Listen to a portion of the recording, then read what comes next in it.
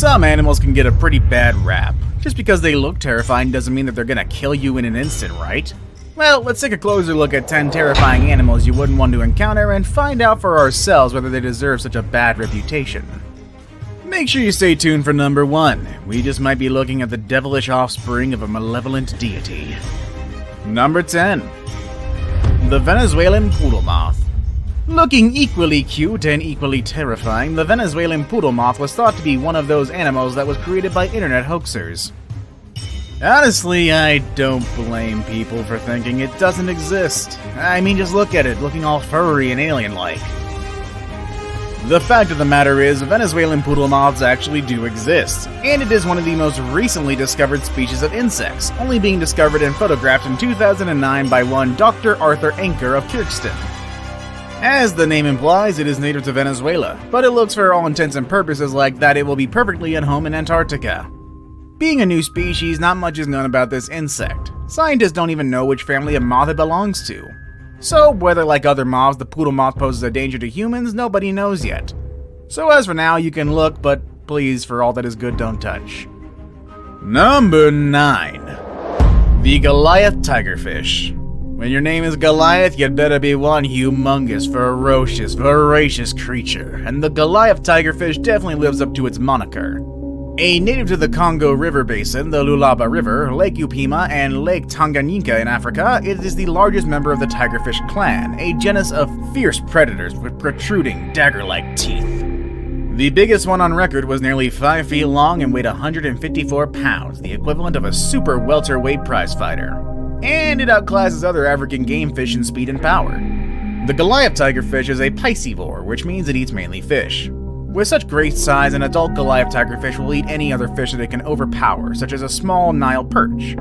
Locals say it's the only fish that doesn't fear the crocodile and that it actually does eat smaller ones. It has also been known to attack humans in rare instances. It's so lightning quick and forceful that not only will it snap an angler's line, but it will sometimes make off with his or her tackle. No wonder one fishing safari promoter requires clients read a cautionary treatise on the Goliath before agreeing to a fishing trip. Number 8. The Marabou stork. The Marabou stork is often considered one of the ugliest animals of the planet. Of course, some features such as the bald pink or reddish head with scattered shaggy feathers, the huge, massive, tapered beak, and its ungainly stature make this bird repulsive at first sight. But actually, this gregarious bird is an essential scavenger that cleans the nature of all its waste and carrion, often associated with vultures. Removing carcasses and rotting material often helps avoiding the spreading of diseases. In African folklore, this sickly-looking stork was created by God out of leftover bird bits when he ran out of animal parts, leading to its ungainly appearance. The birds are monstrously huge, standing 5 feet tall with a wingspan that at 10 feet rivals that of the Indian condor. Although it typically maintains a deathly silence, the stork makes occasional grunts with its bib-like throat sac. Its head is bald and it is a hotbed of disease, hosting a range of worm-like parasites. In the bird world, it would win no beauty contest, but hey, it's still a cool bird nonetheless. Number 7. The long-wattled umbrella bird. Looking more like a Pokemon rather than a real animal is number 7 on our list. The long-wattled umbrella bird. The name comes from the male of the species. They sport a crest of fine, hair-like feathers that hang all the way over its bill, giving the look of having an umbrella. This unusual species also has an inflatable wattle dangling from the middle of its chest. This long wattle is covered in short, scaly feathers, and when inflated looks somewhat like a pine cone. During mating season, the male puts these ornaments into action. Females and immature birds are only half the size of males, and the wattle is much smaller or absent altogether. Their diet is composed of insects, lizards, and fruit, especially palm nuts. They regurgitate the larger seeds of the fruits they eat, so are important farmers that help disperse seeds and regenerate the tropical forest where they live. Habitat loss is wreaking havoc on this bird's wild population. Add to that the penchant for people to keep them as pets or to be sold to third parties or to be eaten. Ew. The future looks bleak for this unique animal. Unless people get their acts together and start conserving their habitat and, I don't know, go eat a chicken or something? It's a bit easier. Number 6. The tube-nosed fruit bat.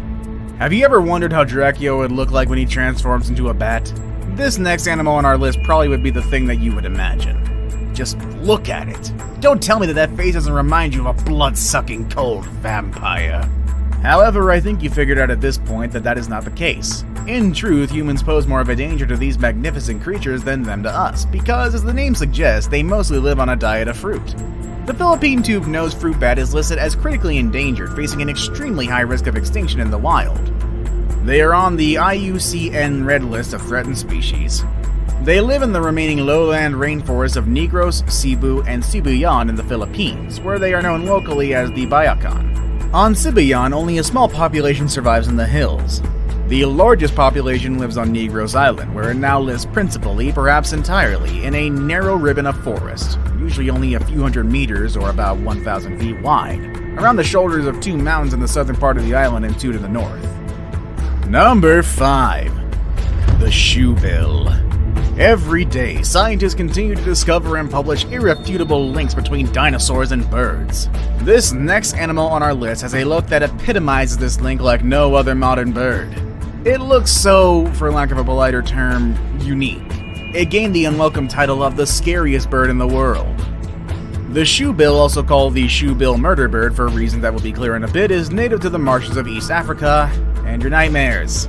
This masterful hunter is a reclusive menace to the inhabitants of the land it occupies. Shoebills are naturally shy creatures, so it only follows that scientists know little of their behavior, but what they do know is just downright appalling. When scientists were observing a nesting shoebill, they discovered that it laid 2 eggs. Like most birds, the eggs didn't hatch at the same time, so in a few days one chick was noticeably larger than the other. The larger bird was not only favored by the parent, but it also viciously pecked at the smaller chick until the bird was driven from the nest to shrivel in the sun and pass away, hence its morbid moniker. Number 4. The naked mole rat.